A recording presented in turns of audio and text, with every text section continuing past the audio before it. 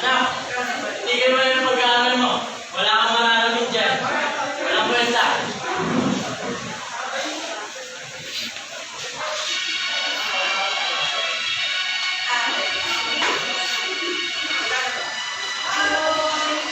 Isang estudyante ng isang paaralan na kung saan maraming sumusuporta. Ako'y isang estudyante, kahit anong gawin nila, pangarap ko'y di tutumba.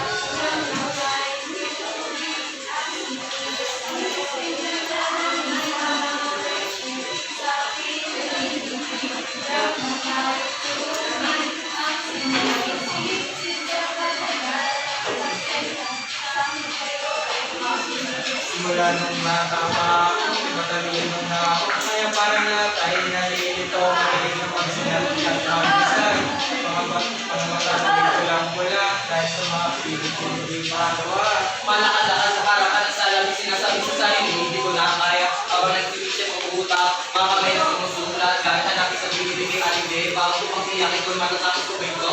Kahit sa paaralan na hindi nakaawan sa tuwing nagsisilayan ko, ang aking mga magulang ay umaasa na makakahanap ng magandang buhay para sa kanila. At tagisan ng panahon na hindi ko na mamalayan. Na imbis na magreklamo na ito, gawin ko na lang ito ang inspirasyon para sa aking pamilya. Isang estudyante, kahit anong gawin nila, pangarap ko'y di tutumbang. Drum na may tubig, ang sinisisid na nagdadang ng worksheet.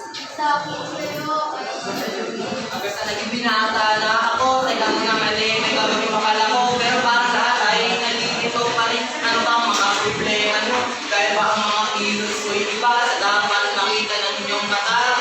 Sa tuwing ako'y nag-aaral ng mabuti, lagi nagtutulala, kahit di na kaya-kaya ako yung natutuwa. Kahit pinakalis ko sa simula. Kasi gano'n lang ako pangarap. Kahit pinakalawa na ako. Laging sinasabi sa magulang. Tama na yun tayo. Pag ako nakatapos ng pag-aaral, ako ay patay sa panahon bahay.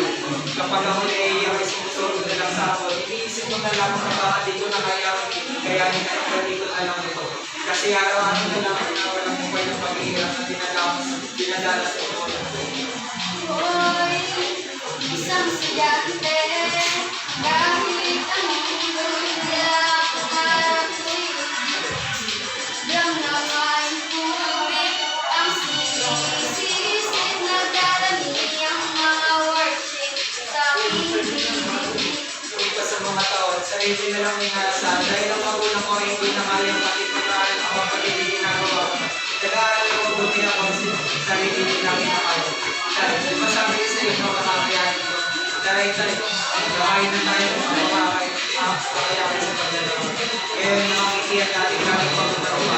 Kaya sa iyong kaalaman, hindi papakita sa mundo na wala pa ang pag-iwan ng pagkakita ko.